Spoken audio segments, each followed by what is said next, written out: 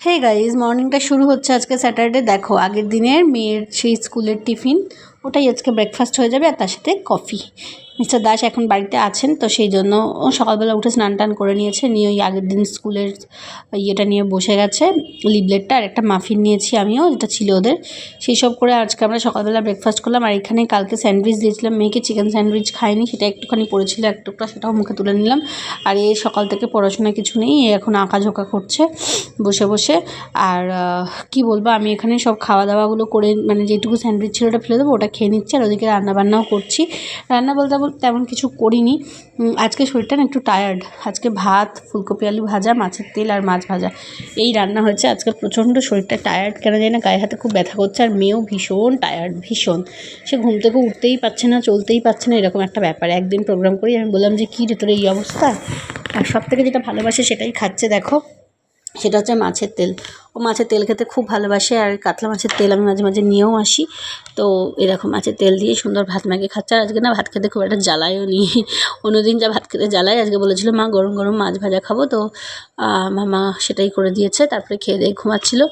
ঘুম থেকে উঠে আমি এখানে রেডি হয়ে গেছি, দেখো বেরোচ্ছি। কোথায় আর যাবো, মেয়েকে নিয়েই যাব অন ডিউটি। যাব ড্রয়িং ক্লাস, সেখান থেকে যাব ক্যারাটে ক্লাস, সেখান থেকে আবার বাড়ি। এখন বাজে হচ্ছে 5:15, ওখানে ও রেডি টেডি হয়ে যাচ্ছে। দিয়ে চলো বেরিয়ে পড়ি তাহলে। এদিকে দেখো মেয়ে এখানে ক্লাসে বসে আছে। আজকে একটু কম স্টুডেন্ট থাকে, ওদের সানডে বেশি স্টুডেন্ট থাকে, তো সেখানে ও সব করে টোরে নিয়েছে, ওর হয়ে গেছে। ওকে নিয়ে এবার আমি বেরোবো, ওকে এবার নিয়ে যাব হচ্ছে মাঠে। ক্লাস করিয়ে নিয়ে ফিরছি, এখন বাজে 9:45, ওই হ্যাঁ ওরকমই, আর একটু বেশিই হবে হয়তো। তো যাই হোক, মিস্টার দাস এই সময়টা আনতে যায়, রাত্রিবেলা গাড়ি ঘোড়া পেতে অসুবিধা হয় বলে ও আনতে গেছিলো, ওর সাথে ফিরছি। ফিরে এখানে আমি তো তাড়াতাড়ি করে হাত পা মুখ ধুয়ে কাজকর্ম বাকি আছে সেগুলো করছি। আর সোনামা দেখো কি করবে, আমার সাথে ঝামেলা করছে। ঠিক আছে, আমি রুটি করছি, ও ঝামেলা করছে আমার সাথে। ও নাকি ওর সব কাজ নিজে করে নিতে পারে, সেই নিয়ে চলছে আমার সাথে ঝামেলা। কারণ ঠিক আছে, এদিকে দেখছো আমার চোখ মুখটা কি টায়ার্ড, আমার সত্যি সত্যি খুব ঘুম ঘুম পাচ্ছে, আর ভালো লাগছে না।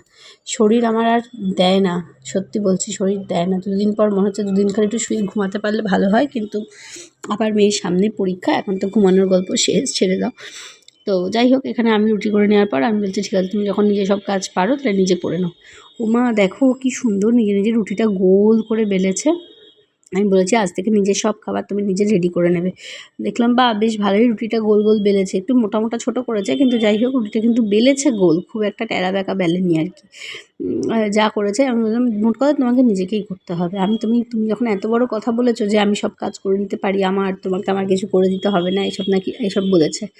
ও নাকি নিজে সব পারে। আমি তাহলে করুক, যেমন করতে তুমি শিখে গেছো দেখি কেমন। এই সব দুটো রুটি, মানে আমার 3টে রুটি আমি করে নিয়েছি, আর ওর 2টো রুটিও করছে।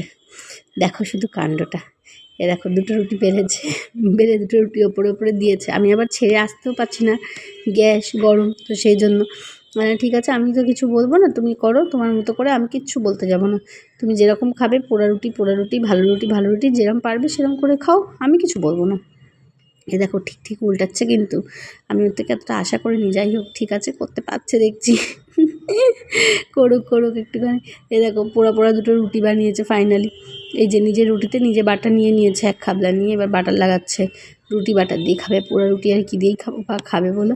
যাই হোক চলো, আজকে মেনুটা কী করেছি দেখিয়ে দিই। আজকে রাতে মেনু ছিল হচ্ছে, ওর তো ভাত ছেড়ে দাও, এখানে হচ্ছে একটুখানি ঘুগনি করেছিলাম, একটু মাংস ছিল সেটা দিয়েই ঘুগনিটা করে নিয়েছিলাম। সরি। তো আমিও ঘুগনি আর রুটি খেলাম, আরও সোনামাও ওখানে রুটি খাচ্ছে ঘুগনি দিয়ে, আর মিস্টার দাস খাচ্ছে ভাত। আর আমি কী রে কেমন হয়েছে ঘুগনিটা খেতে, বললো হ্যাঁ ভালো হয়েছে।